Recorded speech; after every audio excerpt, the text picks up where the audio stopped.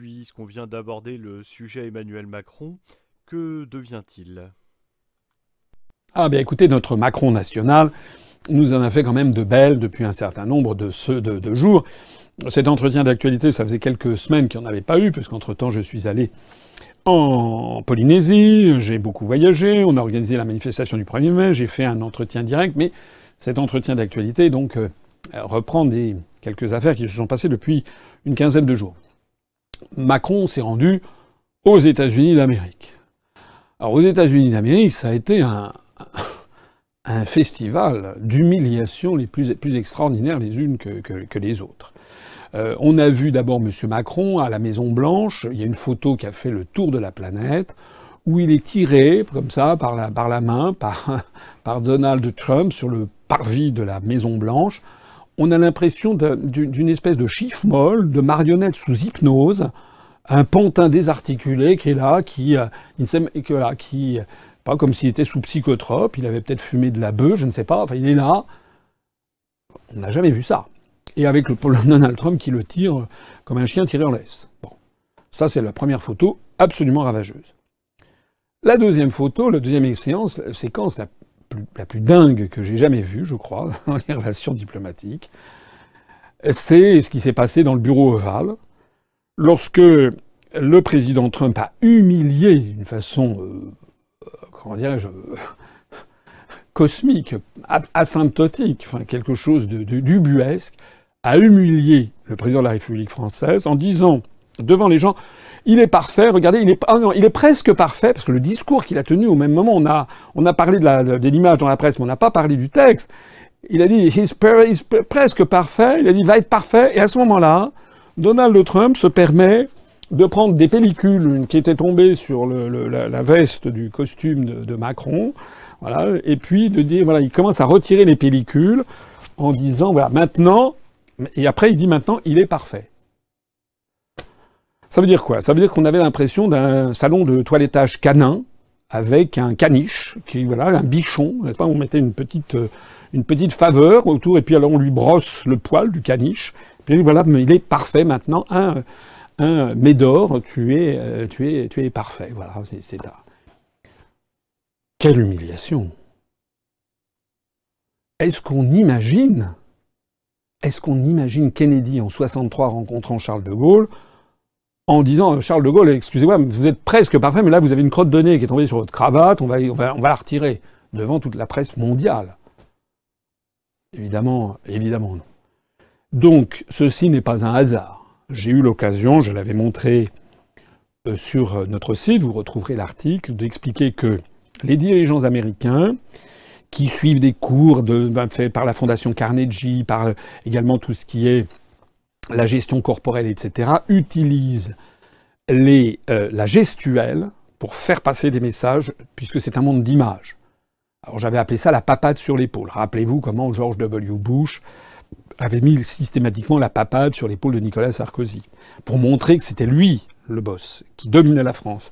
Comment Obama a fait pareil avec François Hollande. Et comment Obama a voulu faire pareil avec Raúl Castro à Cuba. J'avais fait tout un article, c'est d'ailleurs un article et une vidéo qui avait beaucoup circulé sur Internet, puisque lorsque Obama a rencontré Raúl Castro, lorsqu'il y a eu le rétablissement des relations diplomatiques entre les États-Unis et Cuba, Obama a fait le geste de vouloir mettre son bras sur l'épaule de Raúl Castro, et Raúl Castro, qui a vu le coup venir, prend le bras d'Obama et l'envoie en l'air devant les caméras du monde entier, montrant que lui, il a compris la gestuelle. Normalement, je suis désolé, mais M. Macron aurait dû protester. Ou plus exactement, s'il était pris de court, il aurait dû à ce moment-là se pencher sur le plastron de Donald Trump en disant « Excusez-nous, mais il y a un petit morceau de votre moumoute qui est tombé, voilà, je vous le rends, etc. » Enfin, c'est-à-dire lui rendre la monnaie de sa pièce. C'est très grave et très important parce que cette vidéo a circulé dans le monde entier et a eu pour effet de ridiculiser la France. Dans le monde d'images où nous sommes, tout le monde se fiche éperdument de ce qui a pu être dit à cette occasion, si ce n'est que les gens en ont gardé le souvenir que Macron est complètement inféodé à Washington. C'est absolument lamentable. Alors il y a encore deux autres éléments qui sont sortis de ce voyage catastrophe aux États-Unis, trois autres éléments même. Un autre élément, c'est que Macron a avalisé l'idée de Donald Trump de remettre en cause l'accord nucléaire iranien. Alors il a dit non, ce qu'il faudrait, c'est maintenant, en fait cet accord c'est une partie, il faudrait ajouter trois autres parties pour limiter les ambitions hégémoniques de l'Iran au niveau régional au Moyen-Orient. Bon, ça veut dire quoi? Ça veut dire très clairement que Macron, au lieu de garder une position très ferme, et les pays d'Europe en disant nous ne remettrons en aucun cas en cause cet accord iranien de 2015 parce que sinon on va rouvrir la boîte de Pandore, alors que de l'avis même de l'Agence internationale pour l'énergie atomique et de l'avis même des Européens, le régime de Téhéran respecte l'accord nucléaire iranien, eh bien Macron a commencé à céder en disant oui, il va falloir faire ci et faire ça. Macron s'est évidemment ramassé aussitôt une déclaration de Téhéran disant qu'il était hors de question de renégocier cet accord, et Téhéran a fait savoir que si les États-Unis sortaient de l'accord iranien de 2015, l'accord nucléaire, eh bien eux-mêmes sortiraient. Ça veut dire qu'on est reparti pour la gloire et le risque de guerre contre l'Iran, incité par le gouvernement israélien au même moment auprès de Washington, risque de croître et d'aboutir à, là aussi, un très grave danger. Parce que non seulement l'Iran, c'est 80 millions d'habitants, même un peu plus, mais c'est également une grande puissance en termes d'hydrocarbures et c'est au cœur du Moyen-Orient. Et en plus de ça, l'Iran est l'allié de plus en plus de la Russie et de la Turquie. Donc c'est un nouveau risque de conflit planétaire qui apparaît dans la zone de la poudrière par excellence. Macron, au lieu de garder le cap et de dire « nous ne voulons pas renégocier cet accord », a commencé à céder devant Donald Trump, pour rien d'ailleurs, puisqu'il n'a rien, mais rien de rien obtenu en échange. On voit donc que Macron est là pour obéir à son maître, et aux forces en tout cas qui l'ont propulsé en France à la présidence de la République. Alors il y a encore deux autres choses à dire sur ce séjour à Washington qui sont assez dingues, tout est plus dingue les uns que les autres. Le truc le plus dingue, c'est que les deux présidents sont convenus de planter un chêne dans le parc de la Maison-Blanche. Alors on en avait toute une histoire. Le chêne était, je sais pas quoi, il était pris d'une forêt ou près d'un cimetière militaire américain en France. Enfin, c'était des gros symboles comme on les aime bien, surtout outre-Atlantique. Donc les deux présidents ont planté le chêne. Et puis on s'est aperçu 3 jours après que là où le chêne avait été planté, il a été déplanté, puis on a tout remis avec la pelouse qui est un petit peu jaunie. Alors les gens se demandent de quoi il s'agit. Il y a des gens qui ont dit mais non, c'est tout à fait normal. Non, c'est pas tout à fait normal. Il y a des gens qui ont dit c'est tout à fait normal parce qu'en fait les plantes importées aux États-Unis doivent subir une quarantaine, etc. Mais ça veut dire quoi? Ça veut dire que le chêne n'avait pas suivi la quarantaine. Donc ça veut dire que la plantation était illégale.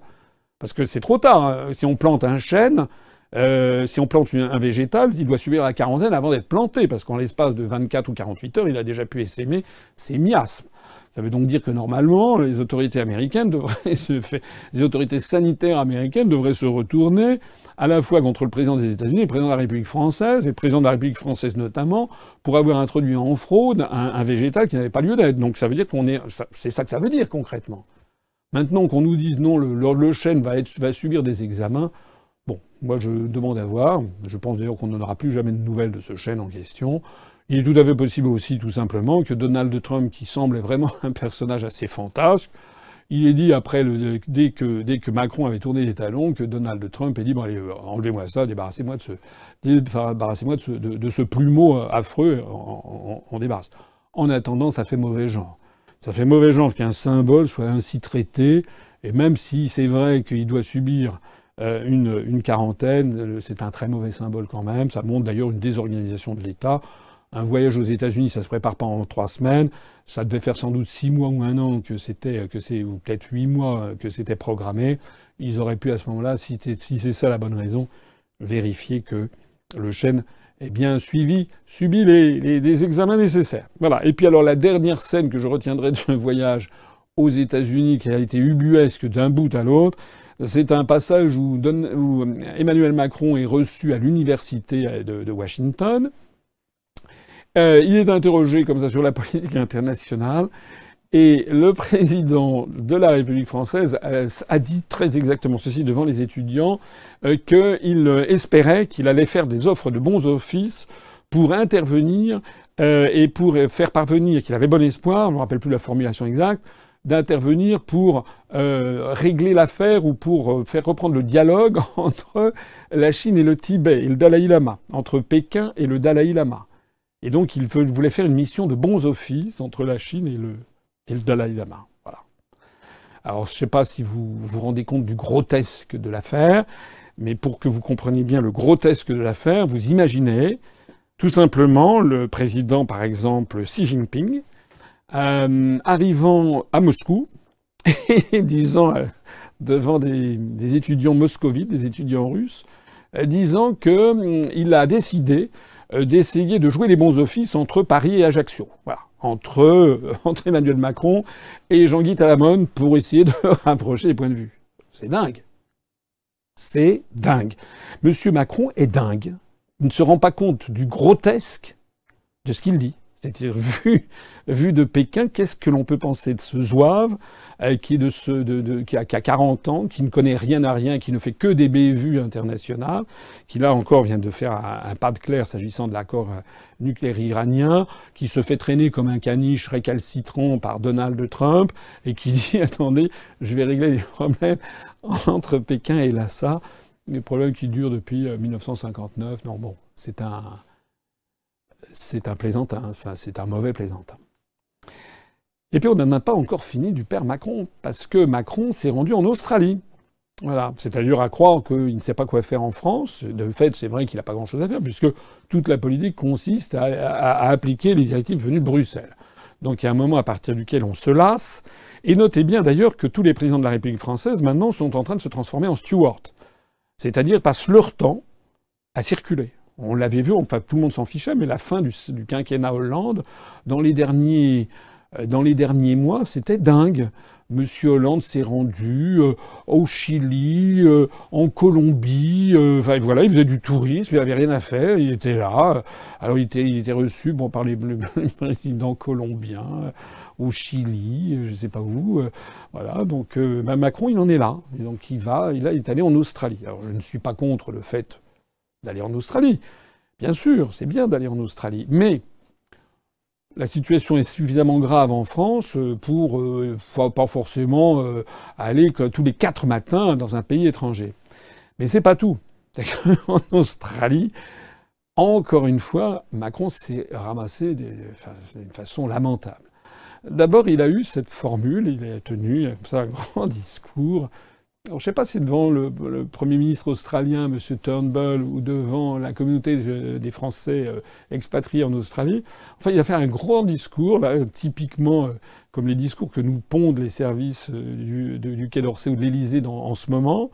Et il a dit, tenez-vous bien, Macron a dit qu'il était venu pour que la France serve de trait d'union entre l'Europe et l'Australie.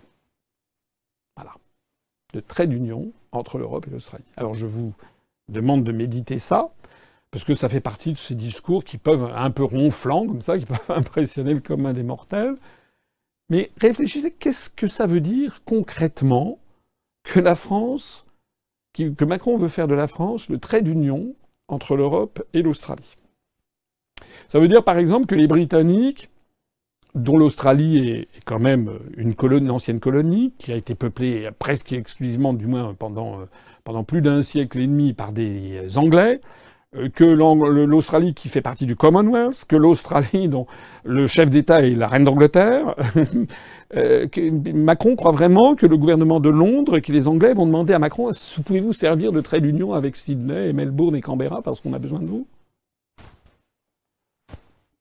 Est-ce qu'il croit vraiment? Il y a beaucoup, par exemple, il y a des Italiens, il y a des Yougoslaves qui sont installés en Australie, il y a toutes les nationalités, les Allemands. Vous croyez vraiment que les industriels allemands, quand ils se rendent à Sydney, ils vont dire, attendez, on va d'abord demander à la France? Non. Ça ne veut, hélas, ça ne veut rien dire. Monsieur Macron, soit dit des inepties, soit parle pour ne rien dire. Dire que la France doit servir de trait d'union entre l'Europe et l'Australie, ça ne veut rien dire. Alors en revanche, il y a quelque chose qui veut dire quelque chose. C'est que au moment où il y a eu un discours final avec le Premier ministre Turnbull, et puis qui était accompagné par sa femme. Et il y avait eu des agapes, un repas officiel. Et Macron, vous vous rappelez qu'il a dit que la meilleure façon de défendre la francophonie, c'était que lui parle en anglais. Enfin, vous vous rappelez, c'est vraiment se moquer du monde d'une façon absolument incroyable. Normalement, le président de la République française, quand il va à l'étranger, doit s'exprimer en français, même si l'on parle la langue du pays, même si l'on parle l'anglais, ou si on le parle à peu près correctement. C'est un principe fondamental. Le français, la langue française, est l'une des deux langues avec l'anglais qui soit parlée sur les 5 continents quotidiennement. La langue française est en pleine croissance au niveau mondial, notamment en Afrique.